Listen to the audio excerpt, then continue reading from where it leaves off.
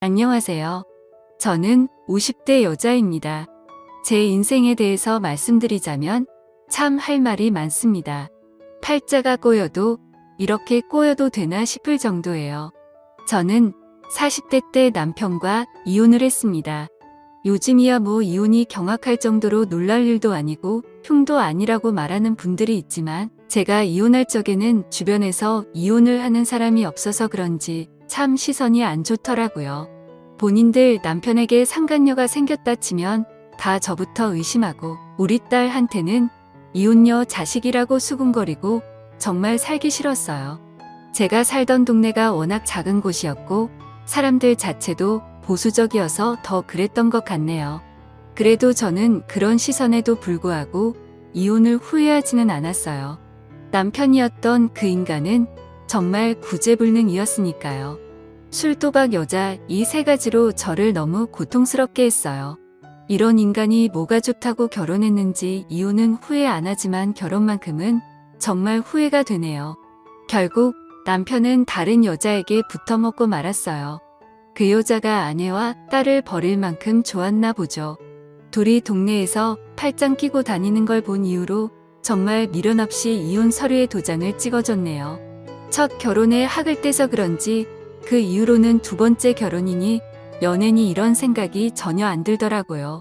오히려 혼자 사는 게 편했어요. 저는 딸에게도 능력만 있으면 혼자 사는 것도 나쁘지 않다고 말하곤 했습니다.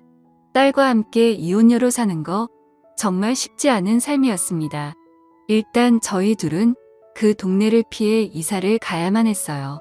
이혼한 여자에 대한 시선이 정말 견디기 힘들더라고요. 따지고 보면 피해자는 나고 가해자가 남편인데 왜 그런 색안경을 끼고 보는 건지 이해할 수 없었습니다.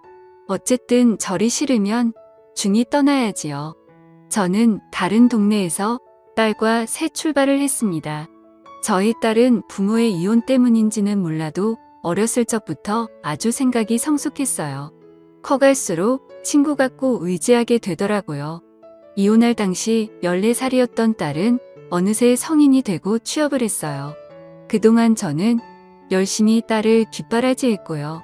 주로 호프집 주방에서 일을 했습니다. 할 줄 아는 게 요리뿐이어서 그 일을 시작했고 아시다시피 호프집은 주로 밤에 영업을 하니까 딸에게 이른 저녁을 먹이고 출근한 뒤 새벽에 퇴근해서 딸을 등교시키곤 했지요. 그렇게 10년 정도 일을 했네요. 딸이 첫 월급을 통째로 봉투에 담아 저에게 줬을 때 어찌나 눈물이 나던지요. 그 감정은 정말 정확하게 표현할 순 없지만 여태껏 남편 없이 혼자 딸을 키운 것에 대한 뿌듯함과 서러움이 섞였던 것 같네요. 인생 잘 살았다고 생각했어요. 비록 실패한 결혼이었지만 보물같이 귀한 딸을 얻었잖아요. 딸은 저에게 조심스럽게 엄마는 애인이 없냐고 물어보더라고요. 없다고 했더니 그래도 외로움을 나눌 사람 한 명 정도는 만나보는 게 어떻겠냐고 그러더라고요. 엄마 걱정해 주는 거야. 어릴 땐 엄마가 다른 남자 만나는 게 싫었는데 이젠 여자로서 엄마를 생각하니까 외로울 것 같아. 기회 되면 남자도 만나고 그래. 됐다. 이제 남자라면 지긋지긋해. 제 딸이 어느새 엄마의 외로움을 걱정한 아이가 되었다니 세월 참 빠르죠. 딸은 저에게 이제 일을 좀 쉬라고 하더라고요. 제가 온몸에 파스를 붙이고 다니니 걱정이 되었나 봅니다. 저도 나이 50을 훌쩍 넘어가니 온몸에서 신호가 오더라고요. 손목이 너무 아프고 어깨도 가끔 죽을 듯이 아팠어요. 아무래도 여태껏 써온 몸이 낡았으니 그만 쓰라고 아우성을 치는 것 같더라고요. 병원에서 물리치료를 몇 번 받아봤지만 크게 나아지지 않아서 저는 지인들의 추천으로 한의원에 찾아갔어요. 동네에서 나름 유명한 한의원인데 꽤 오래 운영했다고 하더라고요. 원장에게 진료를 받았는데 참 인상이 좋더라고요. 저와 비슷한 나이대로 보이는데 참 단정한 외모를 가지고 있더라고요. 그날 진료를 받고 침을 맞고 돌아오는데 정말 신기하게 병원에 갔던 것보다 몸이 개운하더라고요. 오길 잘했다고 생각했죠. 동네 어르신들 보면 주기적으로 한의원에 가서 침을 맞으시던데 그 이유를 알겠더라고요. 저는 그 이후로 몇 번 더 한의원에 갔습니다. 그러다 보니 한의원 원장과 어느 정도 친숙해졌죠. 어디 사는지 나이는 몇인지 이것저것 알게 되었습니다. 저보다 4살이 많더라고요. 어느 날 원장은 진료를 마치고 저에게 단골이시니 체질을 점검해 주겠다며 이것저것 물어보더라고요. 어떤 음식이 안 맞고 어떤 음식이 맞는지, 그리고 어떤 장기가 약하고 강한지 체질마다 다르다며 저에게 식단을 짜주겠다고 하더라고요. 그리고 슬며시 저에게 따로 연락을 해도 되냐고 물어보더라고요. 저는 거절했습니다. 아내와 자식이 있는 분과 사적으로 연락을 하고 싶진 않네요. 여태껏 혼자 키우면서 그런 오해 많이 받았거든요. 그냥 침이나 맞으러 오겠습니다. 저도 혼자입니다. 이혼한 지 꽤 됐고요. 조금 의외였어요. 딱 보면 단정하고 깔끔해서 분명 아내가 있을 것 같았거든요. 혼자 사는데 저렇게 깔끔하게 다니는 사람을 본 적이 없었어요. 원장은 그 후로 저에게 체질에 맞는 식단을 보내주었어요. 저는 그냥 그 문자를 보고 답장도 안 했죠. 일주일 넘게 정성껏 식단을 보내주는 그 사람의 나중에는 미안한 생각이 들더라고요. 내가 뭐라고 이 사람을 거절하다. 이런 생각도 솔직히 들었고요. 그냥 친구가 필요한 것일 수도 있겠다 싶더라고요. 혼자 사는 건 정말 외로우니까요. 그래서 저는 그 사람의 저녁 식사 제안을 받아들였습니다. 동네에 친구가 있으니까 좋더라고요. 여태껏 저는 사람들과 잘 어울리지 못했어요. 일하는 시간대도 안 맞았을 뿐더러 저의 상황 때문인지 몰라도 저 스스로 관계를 피하고 있었어요. 오랜만에 사람과 이야기하면서 배를 잡고 웃었네요. 이게 정말 얼마만인지 생각보다 저랑 잘 통하더라고요. 그리고 이혼을 했다는 공통점이 있으니까 서로를 잘 위로하게 되더라고요. 그 남자는 아내와 7년 전에 이혼을 했다고 하더라고요. 서로 간의 성격 차이라고 하대요. 하지만 이혼한 사람들은 알잖아요. 성격 차이라는 건 두루뭉실한 핑계일 뿐이라는 거예요. 분명 무슨 이유가 있을 것 같았지만 자세히 물어보진 않았어요. 어찌됐든 이런 좋은 사람과 왜 이혼을 했을까? 이런 의문은 들더라고요. 그 남자는 저의 전 남편과는 완전 상극이었어요. 술도 안 마시고 자상하고 계획적이고 그런 부분들을 보면서 이 남자에게 더욱 호감을 느꼈던 것 같아요. 사람 마음이라는 게 이렇게 쉽게 이끌려도 되나 싶을 정도였죠. 그렇게 친구처럼 쭉 만나다가 어느 날 딸에게 들키고 말았어요. 제가 전화하는 걸 딸이 듣고는 바로 애인 생겼냐고 묻더라고요. 저는 그냥 친구라는 식으로 대답했어요. 조금 민망하더라고요. 예전에 남자라면 지긋지긋하다고 큰 소리 쳤는데 말이죠. 딸은 진심으로 저를 축하해줬어요. 그리고 나중에 한번 소개시켜 달라고까지 하더라고요. 저는 그것까지는 좀 아닌 것 같아서 대충 둘러댔어요. 저희는 같은 동네에 살아서 거의 매일 만나다시피 했어요. 저는 어차피 진료를 받으러 한의원에 가야 했고, 가서 같이 점심을 먹거나 진료가 끝나면 같이 저녁을 먹거나 했어요. 그 사람 집에 한번 가봤는데 어찌나 깔끔하게 잘 해놓던지 사실은 사람 집에 가기 전까지만 해도 이 사람이 아내가 있는데 나한테 거짓말을 했을 수도 있겠다 싶었는데 직접 집에 가보니 정말 혼자 살고 있더라고요. 빨래도 잘 정돈해놓고 청소기도 매일 민다고 하더라고요. 저보다 더 깔끔한 것 같더라고요. 그리고 저에게 요리를 해주는데 정말 기쁜 마음으로 받았습니다. 생전 처음 듣는 스페인 음식이라며 볶음밥 같은 걸 해주는데 맛있더라고요. 그걸 어디서 배웠냐고 물었더니 요새는 핸드폰으로 검색만 하면 다 나온다고 하더라고요. 평생 내가 직접 요리해서 먹기만 했어서 그런지 남이 요리를 정성껏 해주니까 감동이더라고요. 그것도 남자가요. 저는 이 남자의 섬세함에 점점 빠져들었어요. 한편으로는 살았더라고요. 이런 연애질을 50대 중반에 시작한 게 너무 아쉽고 청춘이 아까워서요. 그렇게 1년을 쭉 만났어요. 이제는 서로에 대해서 거의 다 안다는 생각이 들더라고요. 1년 정도 지나니까 정말 정이 많이 들었어요. 사실 사람을 만날 때 조심하고 만나는 편이라 저는 절대 이 남자에게 빠져들지 않을 거라고 생각했는데 저도 모르게 이 사람에게 질투도 하고 그러더라고요. 저도 제가 모르는 모습을 연애하면서 많이 발견했네요. 결국 저는 그 남자와 함께 제 딸을 만났습니다. 식사를 같이 하면서 이런저런 이야기를 나눴는데 딸이 그 사람을 정말 좋아했어요. 다행이었죠. 딸은 집에 돌아와서도 그 아저씨 좋은 사람 같으니까 계속 만나보라고 하더라고요. 드디어 엄마가 외롭지 않게 되어서 다행이라며 좋아하는 딸의 모습을 보니 저도 기분이 좋았습니다.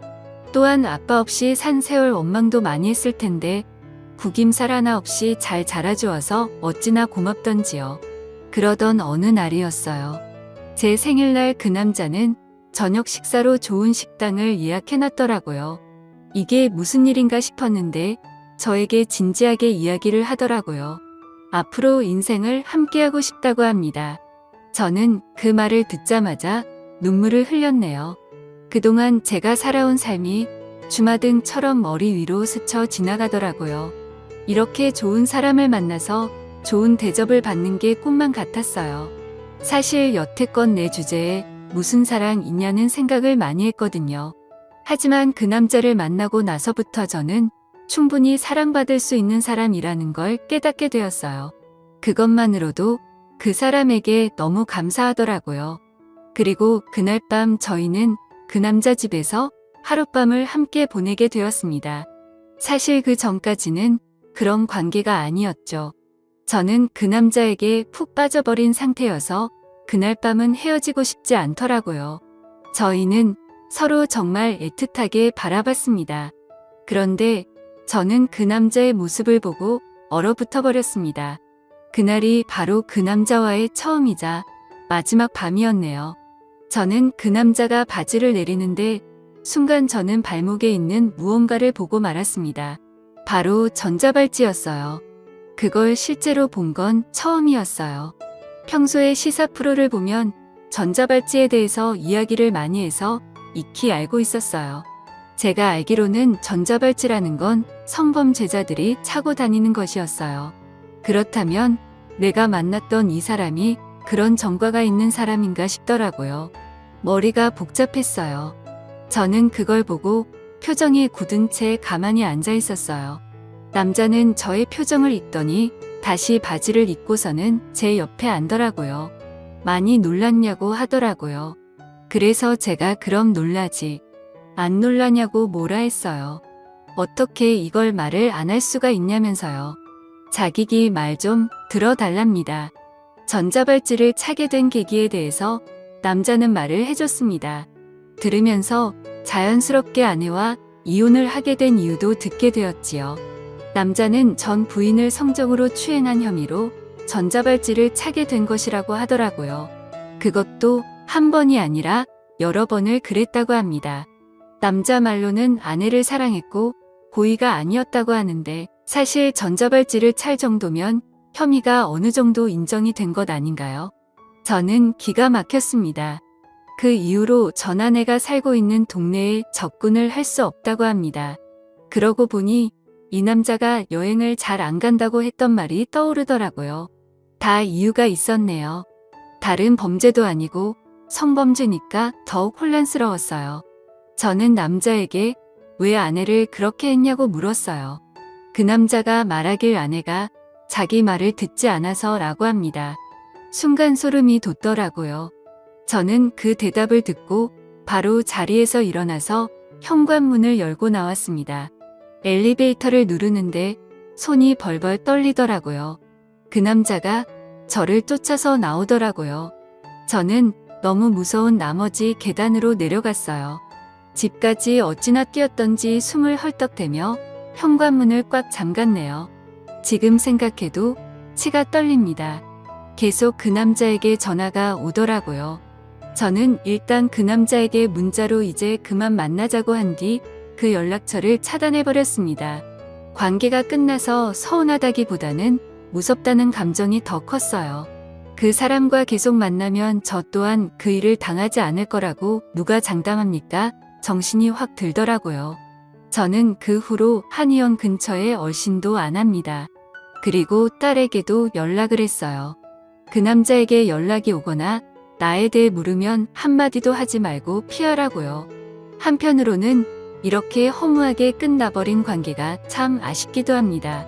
좋은 사람인 줄로만 알았는데 알고 보니 범죄자였으니 이만하면 제가 사람 보는 눈이 없었던 걸까요? 한때는 왜 저에게만 이런 일이 일어나는 건지 화도 났지만 이제는 모두 잊으려고 합니다. 사람 관계라는 게 마음대로 안 되는 게 인생이잖아요. 동네 사람들은 한의원 원장이 전자발찌를 차고 있는 인간이라는 걸 모르는 것 같더라고요. 저는 이걸 소문을 내야 하나 말아야 하나 고민하고 있어요.